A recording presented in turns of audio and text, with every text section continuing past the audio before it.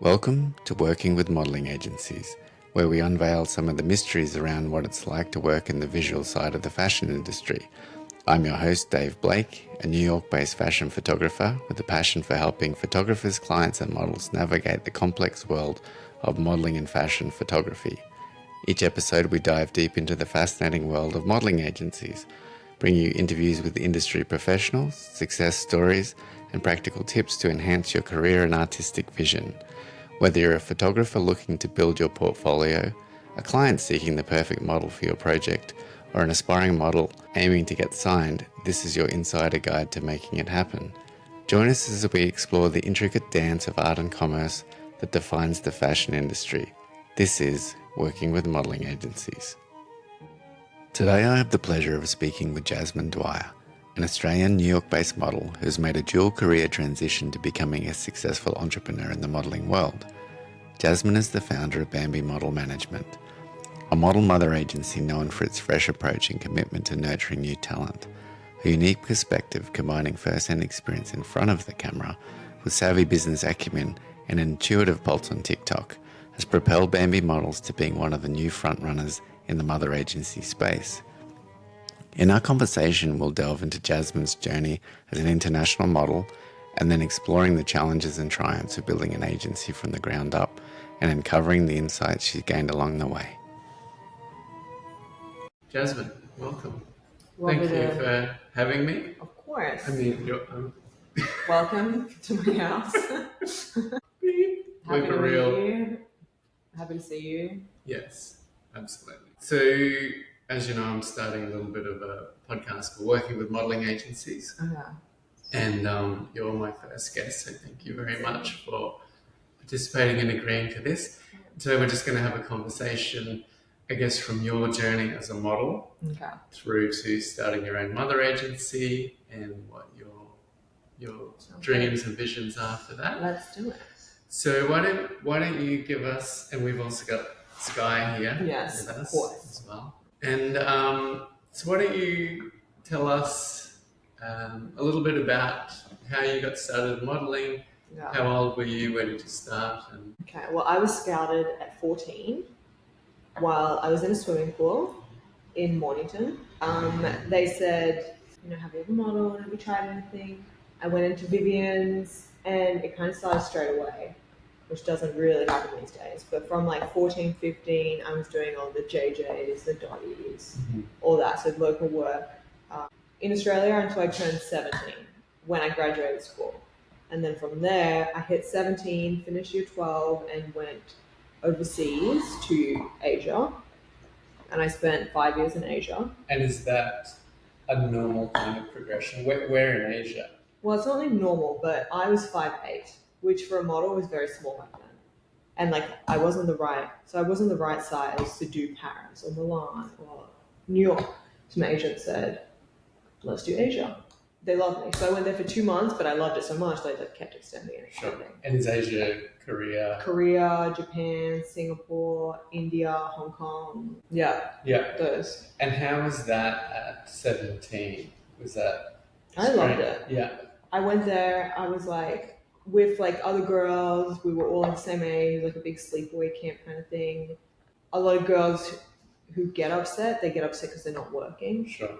But I like was so lucky always. Like everywhere I went, I was like always they loved me. Yeah. So I just kept staying. I love the food, I love the culture. And then it wasn't until like 5 years in and I was 21 that I got my first interest from London. And then so I went over to London. And then from there, we were submitting to New York and they were saying she's too short, she's gorgeous, but she's too short. And then I said to my mother agent, actually, I'm better in person. I flew to New York. I met everyone in person. I got offers from almost every agency and signed in New York. Right. So we got there 10 years later. Yeah. The progression, was it fairly easy? It seems like you've been working pretty consistently. Did you ever have any periods of where you weren't working and you're wondering what's going on, or was it fairly consistent for you across the board? It was consistent because for me, as soon as I wasn't working, I'd be in Japan and I'd be like, I'm not working. I would say, let's go. So I moved to a different country. Mm-hmm. So I never, like, I moved every 3 months. I was never in a country long enough for it to be like, I'm not working. I'm just going to sit here and do nothing. Sure. I just, like, I would, and I'd go to India, where it obviously always works. It was like, I think that was kind of like why I had success, because I wasn't ever like, I'm homesick, I want to go home, I want to like, go a little ham on this ball, eh? You're gonna relax. You're relax. You relax for a bit, I Sky. can hear you chewing. Guys, sit down. Yeah, I think a lot of girls get like freaked out, like, I want to go home. Yeah. I never went home. I left Australia and I never went back. Yeah.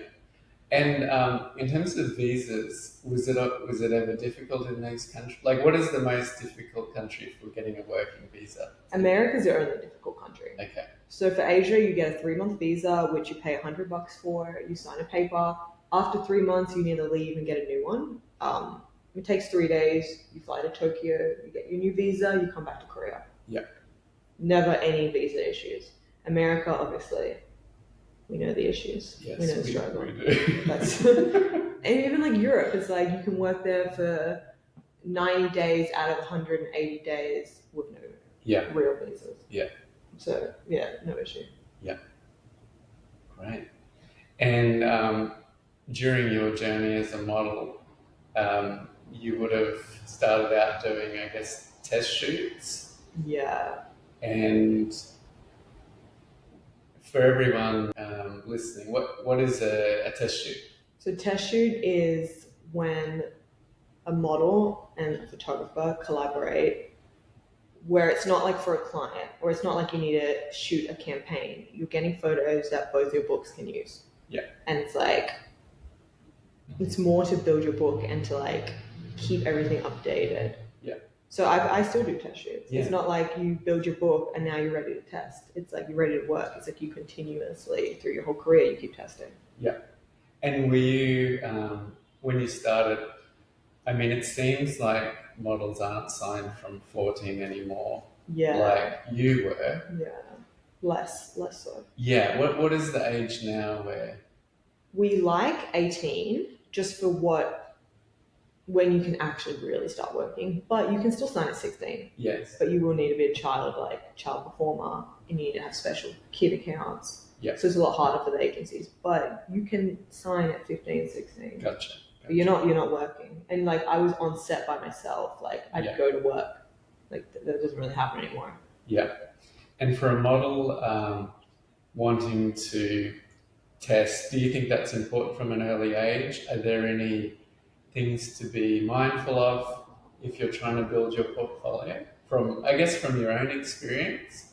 And then has it changed since you started to now?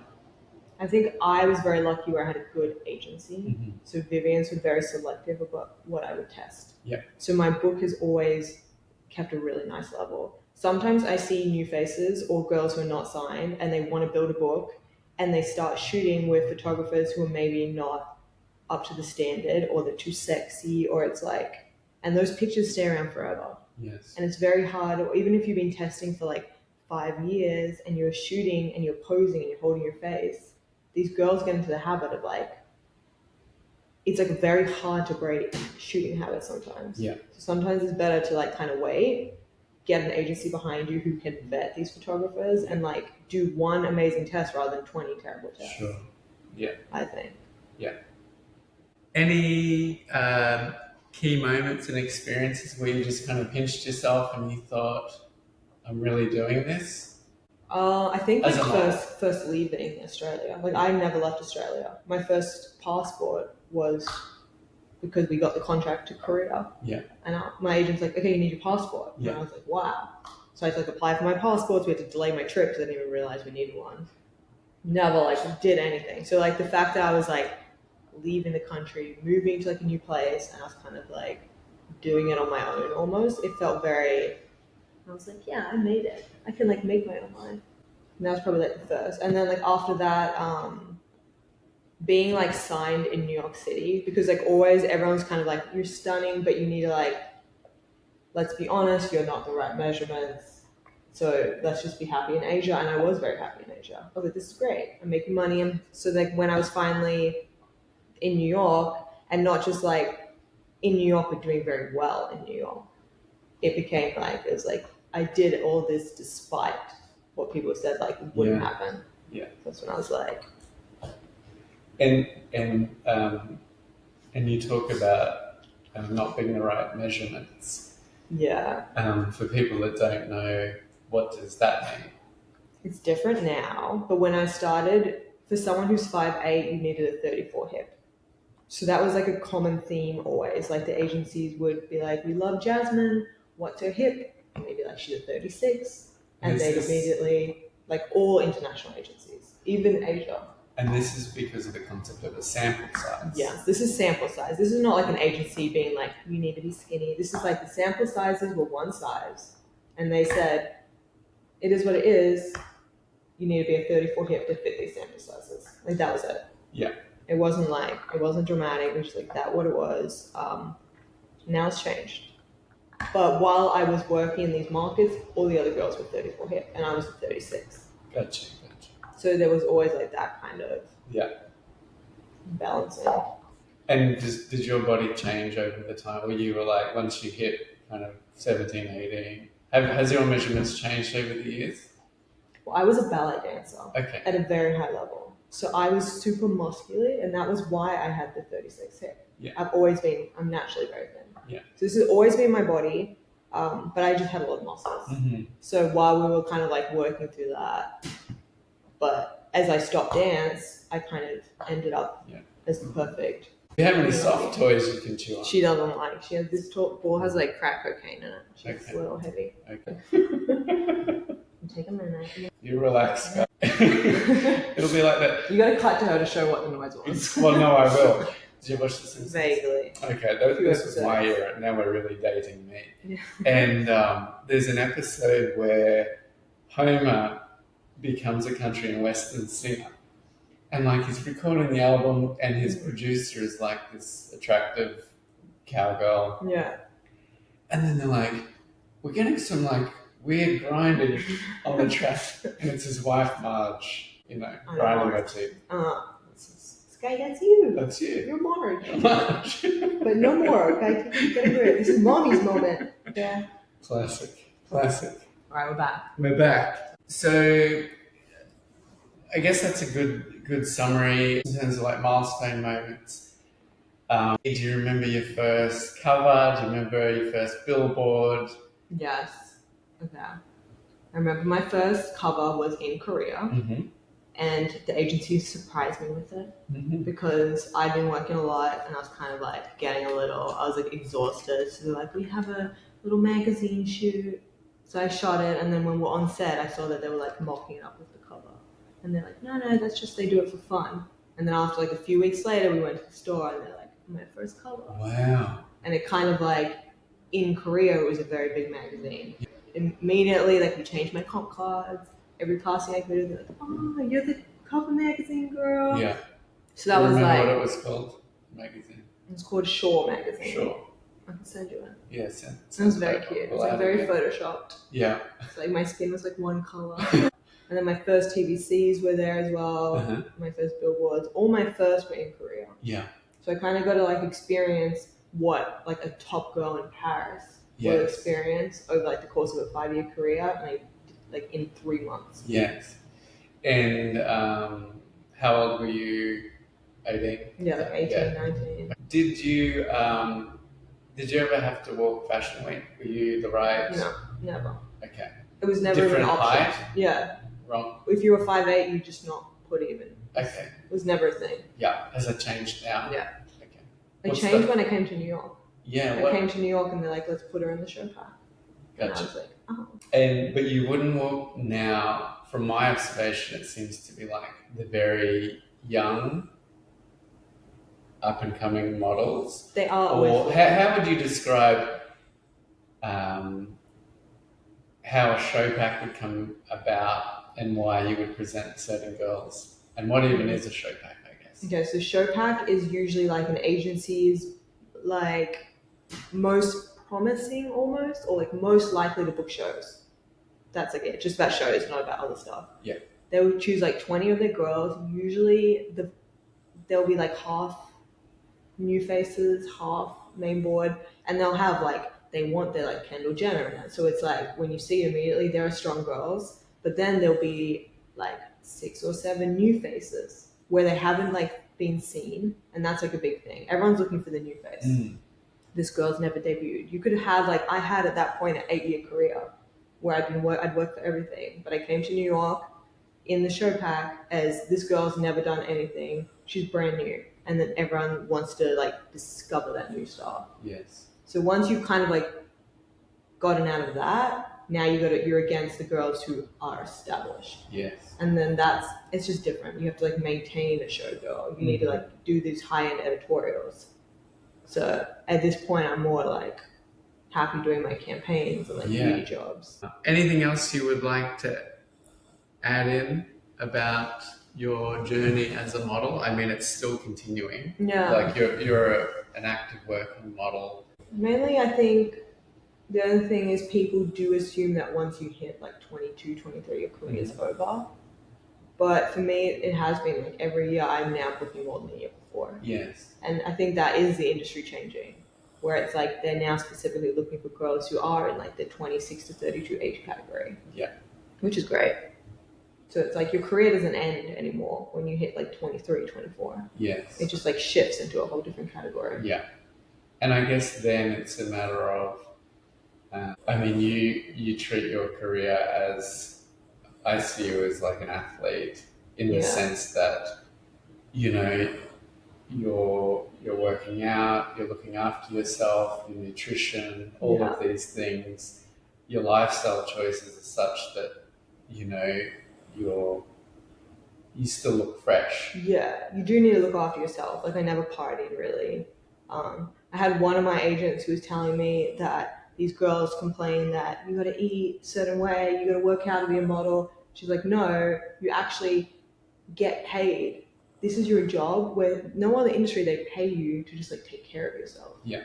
Like we are lucky that our job is like eating healthy and like doing Pilates. So like if you like shift your mindset, it's actually like a very healthy job in a way. Yeah, that's true.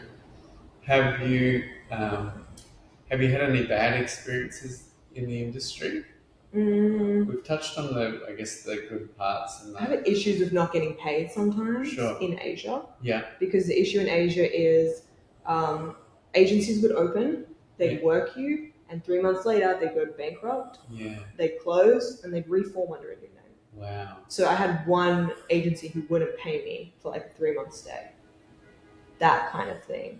Or I had a great mother agent, so I didn't experience this, but I would help everyone else with their contracts, where they'd be in Asia, they'd work 30 jobs, and their contract would state that they don't get paid till they work 35 jobs. Wow. So they would be like from Russia, working every day, and they would leave with no money. Yeah. So there are a lot of like situations where they take advantage of a model who doesn't understand contracts. Yeah. But overall, like I've had pretty positive experiences personally. So now I'd love to talk to you about your journey into becoming an entrepreneur. Okay.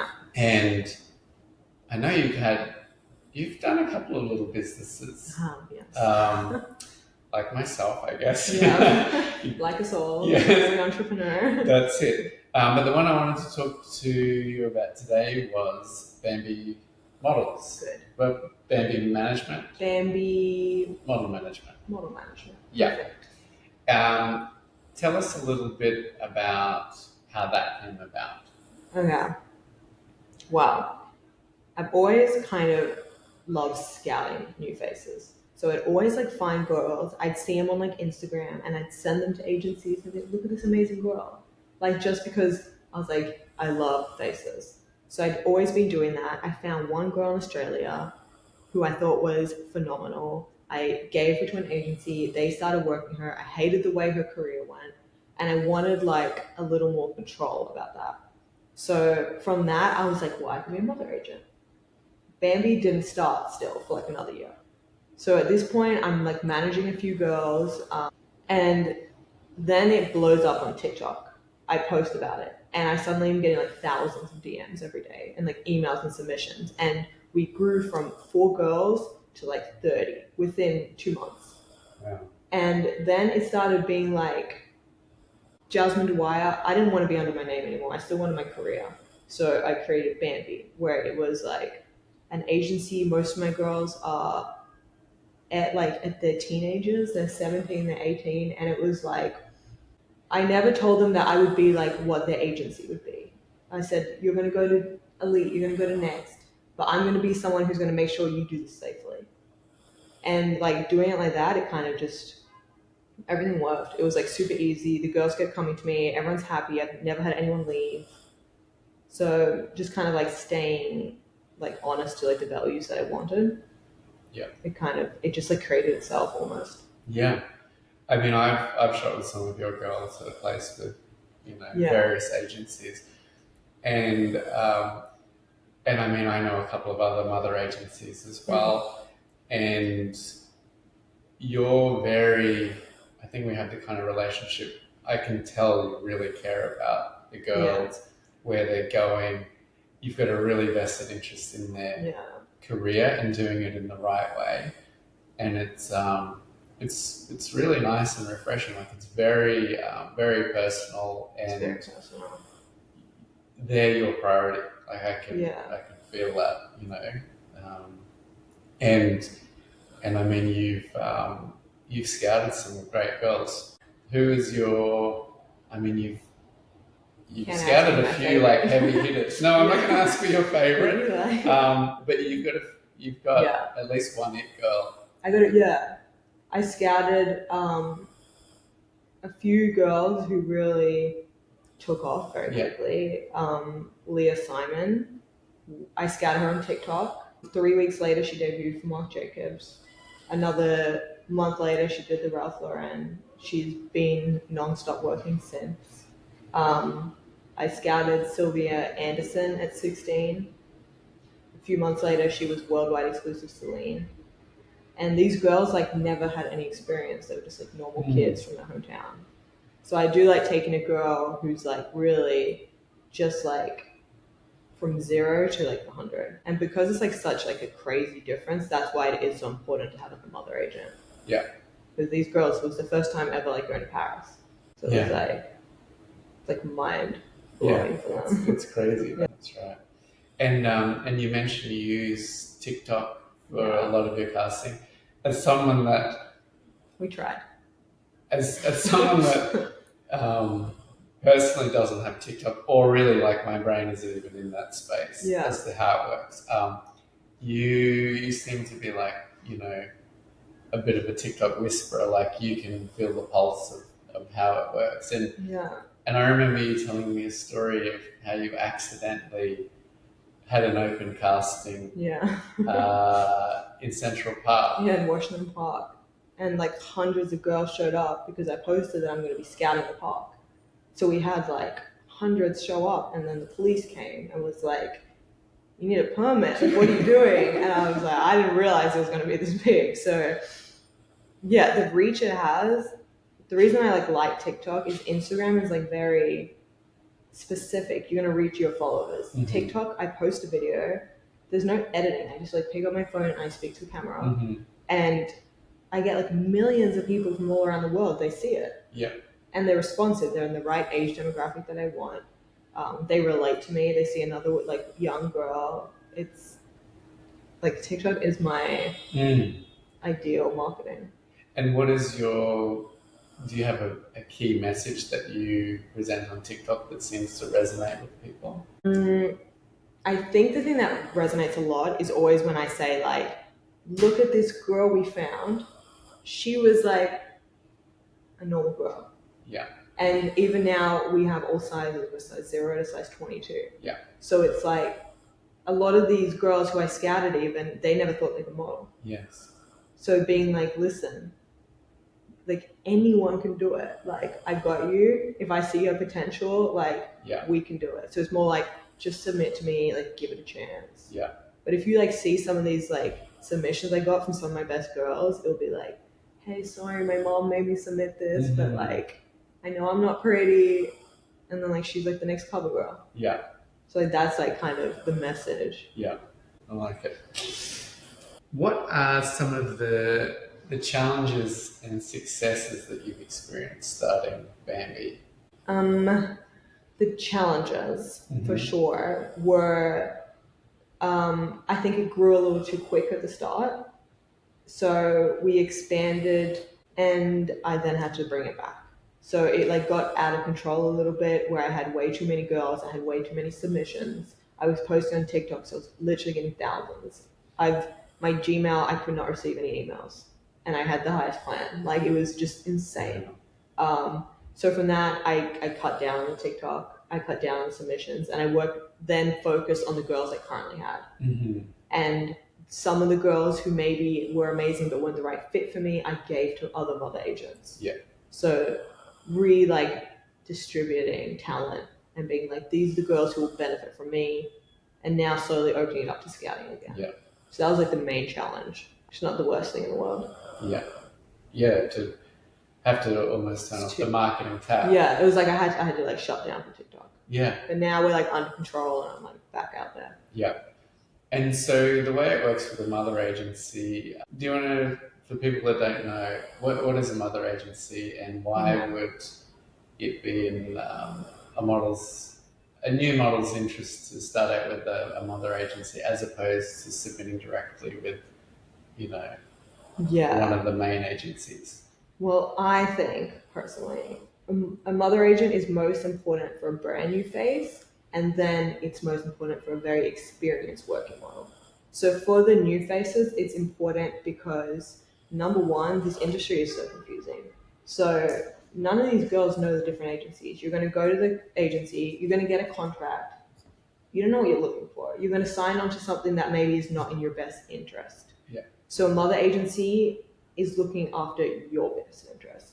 Like these agencies are corporations. They care about making money. They don't care about like, is she being fairly treated? So my contracts are like, the model can't get sued in ways that like other agencies can. Or agencies aren't allowed to tell my girls to lose weight. They have to go, everything needs to go through me. So I put forward like so many things to protect new faces. Yeah. And then for a girl, they usually feel more comfortable texting me. So they'll text me, what do I wear to this casting? Like, can I come over? Like, I'm worried about this. So having that like emotional support as well is very important for the new faces. And then once you're an established model, like me, I still have a mother agent personally, because like now I have a job in Ibiza tonight. I'm flying out. And then I had another job for my Paris agency. So I have multiple big jobs. My mother agent's there saying, yeah, this pays 10K, but this is a cover of Vogue. So we're going to do that. Yes. Whereas the agency is like, I want 10K. Yes. So you need to trust that your agent like knows the industry as a whole and is like looking after your career, not about like, let's not sign her in Germany because we want her to make money for us in New York City. Yeah. So you do need it once you hit like a really nice level as well. Like measurement talks, I'm like, yeah. Because it's like, it is an industry where people are looking at our bodies, but the way that a girl can be told that and like supported through that, sometimes these bigger agencies don't have the time for that either. Yes. So it'll be like, listen, we loved you, but your hips are 2 inches too big. Okay, see you later. And then these girls are like, what does that mean? And then they stop eating. Or yes. So if we just like, I just want to be a little safer. I'm not saying that it can be avoided, but it's do it as safely as we can. Yeah. So we talked about Leah being one of your successes. I'm sure you've had any other successes that you think, I did it. The one I really liked was, so I have 2 girls who are 5'4", and that's also, I like the fact that it doesn't happen.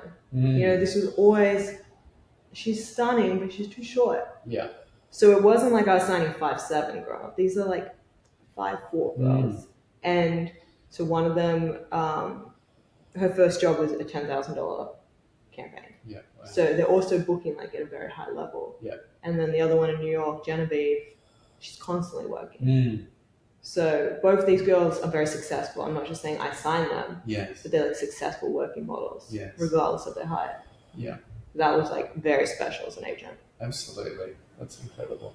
Congratulations. Yeah. Thank you. In terms of vision and mission of Bamby Models, what is your, what's your 1 year, 5 year, 10-year vision?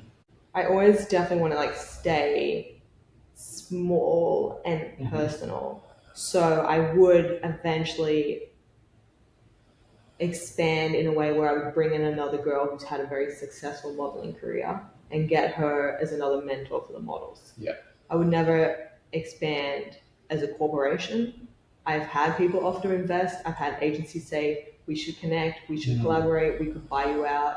I don't want that. I still always want to stay. It's like Bamby will always be kind of like a safe hub where like girls go to and still have like very successful careers. Yeah. I don't want to be like bought out almost. Yeah. 5-year plan. Don't get bought out. Yeah. Stay strong. I'll take the investor money, I guess. But Okay. So now let's talk about advice and insights, particularly for new and aspiring models. If I'm, a girl that's been interested in modeling, or a mum that, I guess every mum thinks their daughter is the next greatest thing. Yeah. How would a model go about, I guess, getting your attention? The best way for any model is to email. There is never a reputable agency that is not looking at the emails, because every agency wants a scout. So sometimes I will get messages being like, you didn't see my email. We're all saying, if you just take your digitals, like simple photos, no makeup, and if you have potential, an agency will see you. Yeah. It's like kind of as simple as that. Like if you need to go and like pay for modeling courses and do all that stuff, you're basically getting like taken advantage of. Yeah. It's like you should be able to go submit to an agency. Yeah. And you'll hear back in 3 weeks. Gotcha. In terms of like not wanting to like crush a dream from the get-go. That's true. If somebody did want to like practice or I'm not saying that's you, like you have a great eye, you will know. Yeah. So we're talking about becoming a working model versus self-confidence building exercises, the same as like playing a piano, That's doing true. dance lessons. We can give them that. And if somebody was interested, how would, are there things that, they could do to practice, no different to acting, I guess? There are the modeling courses, but I feel like they're such a rip. Yeah. You pay $5K and like they teach you to walk. Yeah. If you want to be a model, like none of my girls knew how to walk. We brought them in 1 hour, we taught them and sent them out. Yes. So like, I don't know. I don't want to crush dreams. No, but it's kind of is that fine line between you can't buy your way in. Yeah. Is probably the you can't buy your way in. Well, you kind of can if you're Nepo. What? Nepo baby. It's a Bella Hadid, Kendall Jenner. Okay, true. Yeah. Okay. Maybe it's like you could do modeling as a really fun hobby. Yes. Because you want to create art. Yes. And you can maybe get a team, you can take fun photos. Yeah. And if you want to make it a career, that's when it gets a little more high stake, and you do need an agency behind you usually. Yeah. So in that sense, then you just submit. Yes. So I guess treat it as a hobby. Yeah. With a view to I guess the same as photography. Yeah. Not everyone can make it. That's right. Not everyone can make it. Yeah. Like I know as a photographer when I was starting out, I would watch heaps of YouTube videos and watch courses and things like that. Does that exist in the modeling world? You can watch runway videos. Yeah. You can see poses. Like you can look at I send my girls like Pinterest boards and I'm like, look at the posing, like practice the fit. So you can at a level, but if you don't have it at some level, you can't go from Yes. But you can go from nice to amazing. Yes. Yes, that makes sense. I don't know, but you can also I don't know, anyone can kind of in terms of diversity now. And then also a lot of girls will submit and they're so beautiful. They're super cute girls. Their friends will submit them. Look at my best friend, she's stunning. Being pretty doesn't necessarily mean you'll be a good model. Yes. So that's also if you're not accepted to be a model, it doesn't mean you're not pretty. Yes. We're looking at a face that is marketable, a face that's maybe recognizable. We're not looking pretty. So also don't take it to heart, maybe. Yeah. If someone's you're not right for us, it doesn't mean you're not pretty. Yes. Or beautiful. I think that's a good point. I mean, it took me a while to understand the difference between a pretty girl and someone that's photogenic. And that translates well in pictures to sell clothes or beauty or whatever we happen to be selling. Tricky one. It is a tricky one. I'm like, anyone can do it except for you. Yeah, that's right. Except if you don't have it. And no, I was going to ask, how do you tell someone? How do you tell somebody no, that they're not a match? I will usually tell them you're not right for me. Yes. Because like I'm also just one scout. Like this is not like I'm a scientist who's like, based on your face, you're a no. Yeah. In my personal opinion, you may not be right for me, but you could be right for another scout. Yes. So there's also like, in that way, just because one person tells you no, it doesn't mean that's like a no. Yeah. So I would just say you're not right for me. Maybe you could try a more commercial agency, or I'll send them a different. Yes, that's true. In reality, I just ghost them. Okay. I just never reply. I love a good ghost. Yeah, just a ghost. Honestly, for me, I prefer to get a no or a yes than a ghost. Yeah. But well, this is why I can't say no. Yeah. They say, do you think I can model? I say, thank you so much. You're gorgeous, but you're not for me. Mm-hmm. They say, but why not? But what if I change this? Yes. But can I try again in 6 weeks? Mm-hmm. But what if I cut my hair? So it's never like a no when it's done. Interesting. It's a no, but what if? Very interesting. And in terms of, so part of the people that I want to speak to with this podcast would be aspiring models, aspiring photographers, or established models and established photographers, and clients that want to work with models and modeling agencies. Yeah. So in terms of photographers wanting to be able to test with models to build their portfolios, what do you look for? If, let's say, I was reaching out to you and I said, hey, I would, when I love the look of your model Kat, I would love to do a test shoot with her. What do you think? Yes, first I will look at your book. There's usually a few things I'm looking at. If I'm seeing the girls are styled really sexy, I'm most likely gonna write it off unless I met you before, because I don't want to send my girls to a sexy shoot. Mm-hmm. So I'm looking for like, is everything pretty conservative? Has this photographer worked with any other models I know? How is like his styling? Could I use these for my book? Or are they like super dark and edgy and like too artistic? Because like I'm sending, if my girls aren't getting paid, they need to use these photos. Mm-hmm. So like the photos need to be usable. They don't need to be like photo vogue, but they need to be, it's a nice headshot. Yeah. So like, and if those like, I don't need like anything special, but as long as it looks like at a nice level, I think that's like. And so for instance, I mean, I mentor some photographers and I usually just say, if you don't, like, people are going to judge you for where you're at. They'll know instantly where you're at in your career. And generally you only get access to the models at your level. Yeah. Sometimes you can start to level up subtly. But if you were starting out, I always say to people, take like 4 beautiful portraits of people. Yeah. And the pictures should look and feel like a modeling agency website to some degree. Is that like how, if they were starting from nothing, but you could kind of see they had a little bit of talent? Yeah, like sometimes I'll see, and the models they're shooting may be more like actors or headshots. Yeah. But if their lighting is good and it's like clean, I'll be like, okay, they're going to shoot my girl well. Yeah. And that's what you need. You shoot my girl who signed next. Yeah. They get beautiful imagery. Next, we'll get them other girls to shoot. So you just need one kind of girl. But you need the good lighting. You don't want to be over retouched. Agencies like simple, clean. And in terms of hair and makeup, do you always require hair and makeup artists on set? What do you... If I don't know the photographer, I always require someone else on set. Just because I don't want to send someone to just a single person. Yes. So yes. But if you haven't like been in the industry at like a high level and you haven't developed an eye for what is on trend, I would recommend like kind of staying away from too much styling and hair and makeup because that is like the easiest way for you to like cheapen a shot by doing like a makeup style that was 3 seasons ago. The agencies will look at that and be like, we're not into that. Yeah.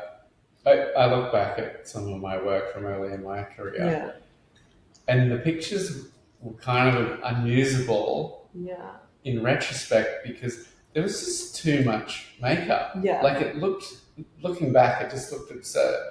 Yeah. And so I always, like if I do work with a hair and makeup artist now, I have to just say to them, look, I want it to be very natural. I want it to look just undone, like the girl would rock up for digis or a casting, which isn't very exciting to a hair and makeup person because what are they showing? And then I usually say at the end, if you want to try something a bit heavier, I'm open to this. Yeah. But my goal is always to try and get a new comp card cover and just some like beautiful, clean agency style portraits, I guess.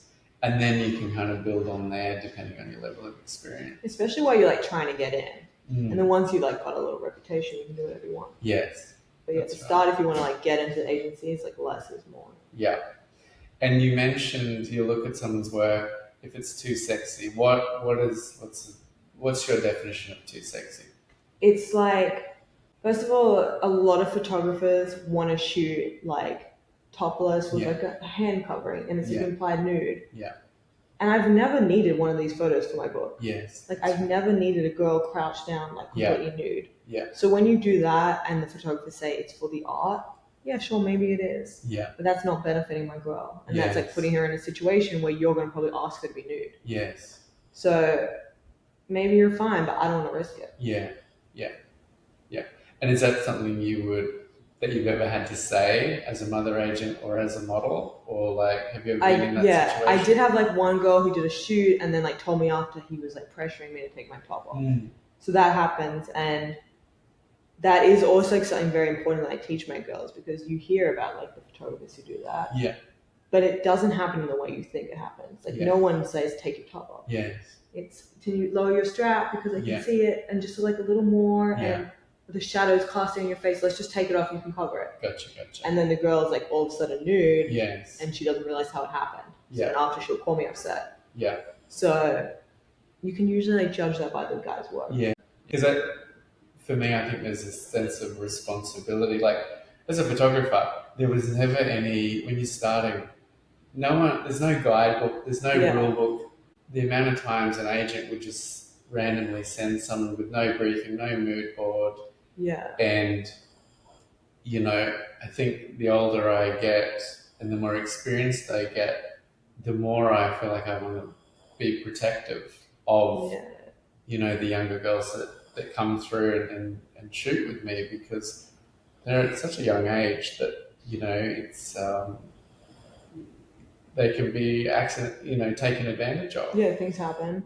Yeah, I think. Have you noticed a shift in that since the whole Me Too movement, or has it been? No, for sure, it's a massive shift. Yeah, like hugely. I'm also older, so I don't know if it's now because I can like recognize things more.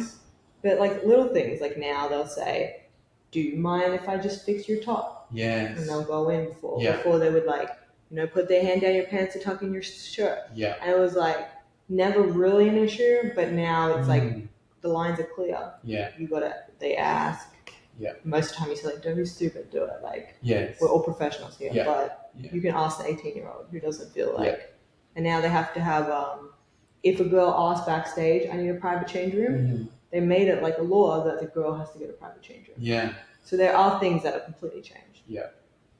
I always thought it was crazy during Fashion Week that there's so many people backstage and everybody's just wildly getting changed. Yeah. And it's and like I've shot backstage and you're just like shooting around. Yeah. But you don't even think at the time, but I'm like, it should be more roped off. I think the intentions are always fine. Yes. I don't think most of the people are going in with bad intentions. Yeah.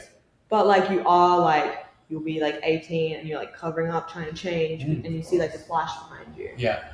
but you're probably just shooting this person. Yes. So I think Me Too made everyone a lot more like just aware. Yeah.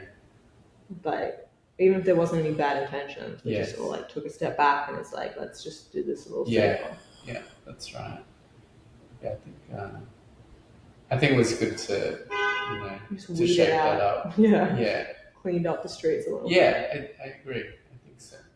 Any advice for clients? I guess you're not, with Bamby, you're not doing direct bookings Yeah, not yet. really. No. In terms of like, if a client is on set, or any advice for clients when they're producing a shoot? In terms of being a model? Yeah, the only issues I'll ever have with clients really is like catering. I agree. That's it. Awful food. Yeah. Is like. Or you arrive and it's 8 a.m. When you arrive at 8 a.m., you should get breakfast. Yeah. And there's like no coffee and no breakfast. Yeah. So then you're starving and like angry until lunch. Yeah.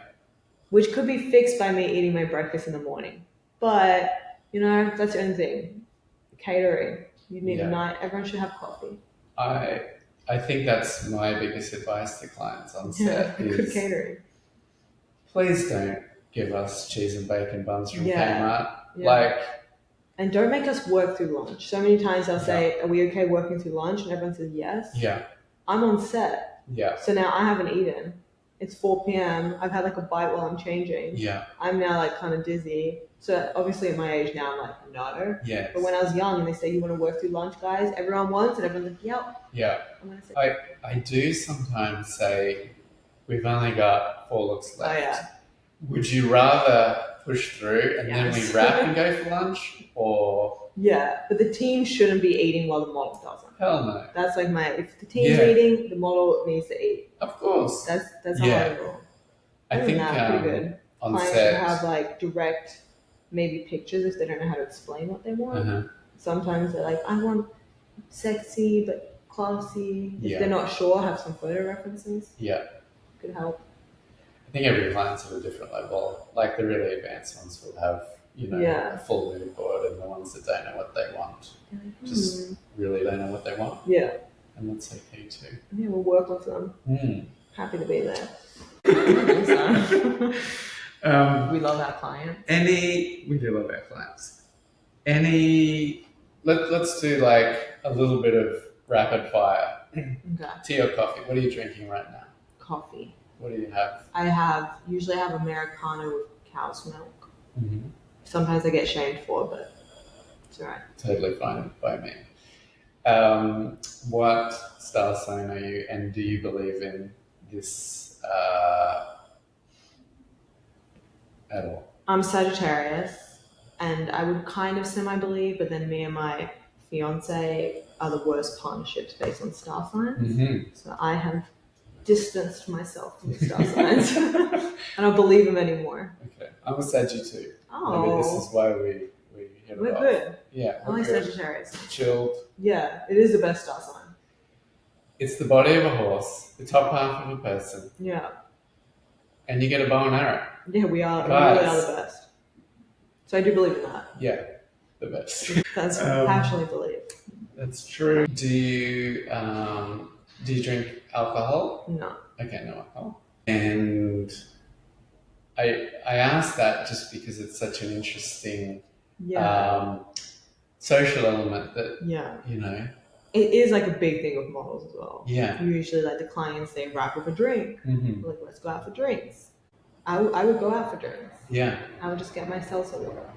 So in that way, it's like you still be part of the social club. Yeah, that's fair. Has that always been your thing? Is it a recent thing? I've never really liked alcohol. So then when I started drinking, I would be drinking like the cranberry vodkas to like mask the taste. Yeah. And so then after a while, I'm like, why am I drinking like 6 things of like Coca-Cola to cover my whiskey just because like I hate it and I didn't like the way it really felt. So I never like was addicted or anything. I've never really drank a lot. And now I'm just like, I feel better about it. And any high-level health tips? Like, what do you do for exercise? What are your top 3 things that you love to do for your health? I think sleep is the most important. It's like especially in New York, there's some kind of pride where people try to even make me feel bad for sleeping. I'll sleep like 9 hours and they'll be like, oh, I sleep 6. I can't imagine sleeping 9. Yeah.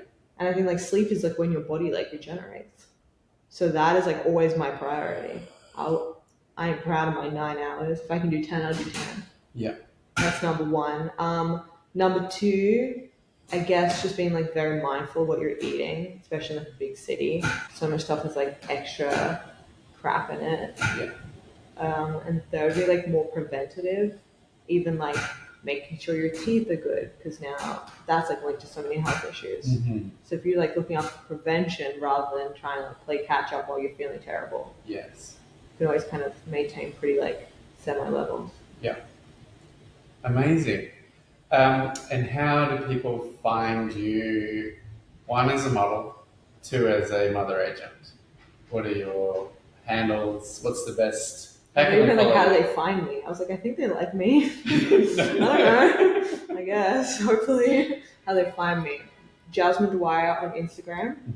And then for my agency, I'm Bamby Models, bambymanagement.com. And if you want to submit to me, it's jasmine@bambymanagement.com. Amazing.